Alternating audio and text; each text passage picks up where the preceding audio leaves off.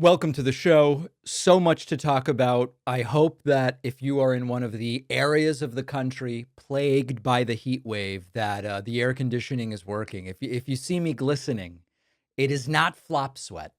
It's that the air conditioning is trickling out very quietly, like Donald Trump likes to say.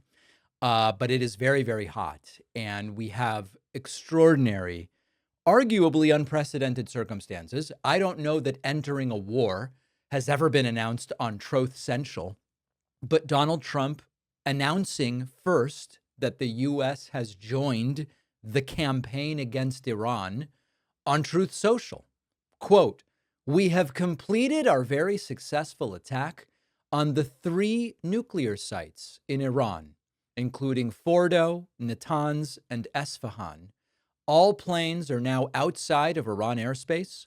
A full payload of bombs was dropped on the primary site, Fordo. All planes are safely on their way home. Congratulations to our great American warriors. There is not another military in the world that could have done this. Now is the time for peace. Thank you for your attention to this matter."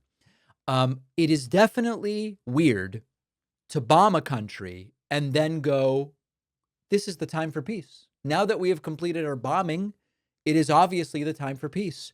Donald Trump holding a 10 p.m. Eastern address on the same day to announce that it is time for peace. Some very risky pronunciations here. You'll also notice Trump slurring. He seemed disoriented during this entire thing. At one point, he says something like nuclear undridgment. Nuclear undridgment. Nuclear proliferation. Right. And then he says, anyway, let's listen to it. A short time ago, the U.S. military carried out massive precision strikes on the 3 key nuclear facilities in the Iranian regime, Fordo, Natanz, and Esfahan. Everybody heard those names for years as they built this horribly destructive enterprise. Our objective was the destruction of Iran's nuclear enrichment Iran's nuclear enrichment capacity and a stop to the nuclear threat posed by the world's #1 state sponsor of terror.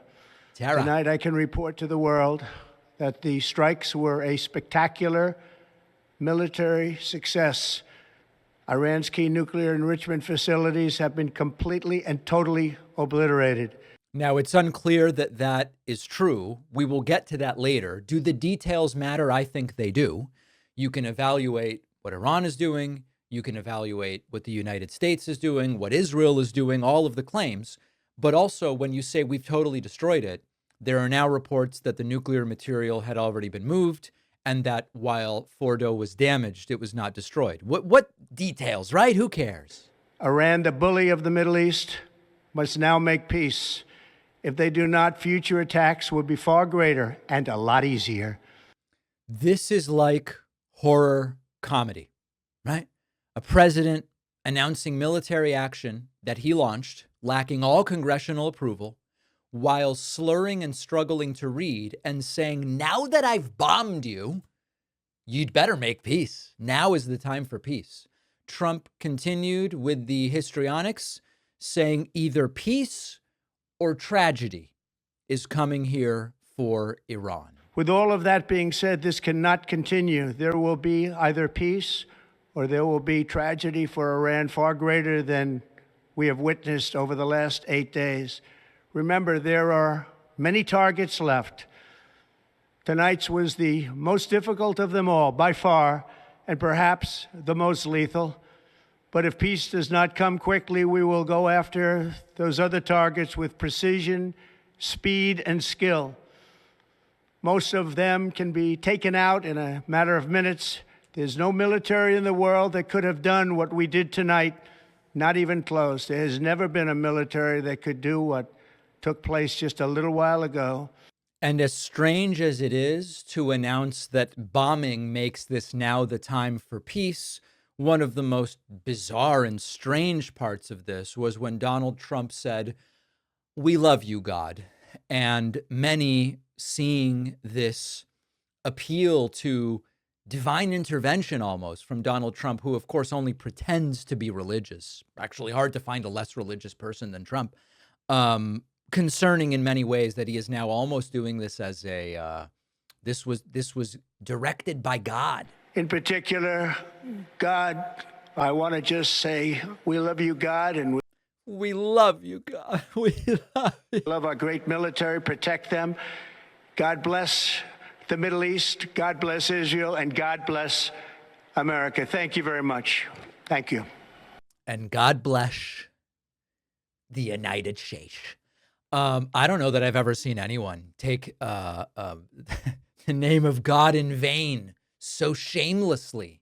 And yet I think a lot of Christians are praising Trump for this, just totally, totally shameful. So just as a reminder, at Donald Trump's inauguration, he said that he is going to be the guy who not only ends wars, but even avoids getting us into some wars. This was why, I guess, some people voted for Trump. Like in 2017, we will again build the strongest military the world has ever seen. We will measure our success not only by the battles we win, but also by the wars that we end, and perhaps most importantly, the wars we never get into. Right. Surprise! And remember when Donald Trump said the following about Barack Obama and Iran. Obama. Right. Our president will start a war with Iran because he has absolutely no ability to negotiate. He's weak and he's ineffective. So the only way he figures that he's going to get reelected, and as sure as you're sitting there, is to start a war with Iran. Now, I'm more militant and more militaristic than the president. I believe in strength. But to start a war in order to get elected, and I believe that's going to happen, would be an outrage. Our president will... There you go. And so this is where we find ourselves today. So we're going to go through each part of this, going from no new wars to maybe many new wars. We will talk about the objective of this, the increased discussion of regime change, and then we will also talk about if progressive social democrats like me apply our principles and values to the situation, what do we get? Where do we land? So it's a very busy show. Let's now talk about the regime change aspect of this. I've been using Graza olive oil for years, and I am super excited that Graza is now a sponsor of the show. Graza olive oil is always fresh. It's never blended. They use one olive from one region in Spain, no mysterious blends. It's a traceable and fresher product. And the packaging is super practical. None of these messy, drippy spouts. Graza oils come in easy to use squeeze and spray bottles. They've got 3 types, super simple. Frizzle for high smoke point cooking, sizzle for everyday cooking, and drizzle, which is more for garnishes and dressings. I've been using Graza oil in my house for years. I love everything about it. And my audience gets 10% off the trio, which comes with all 3 of the varieties that they offer in a squeezy bottle. So you are all set for every style of cooking. Go to graza.co and use the code PACMAN. The link is in the description.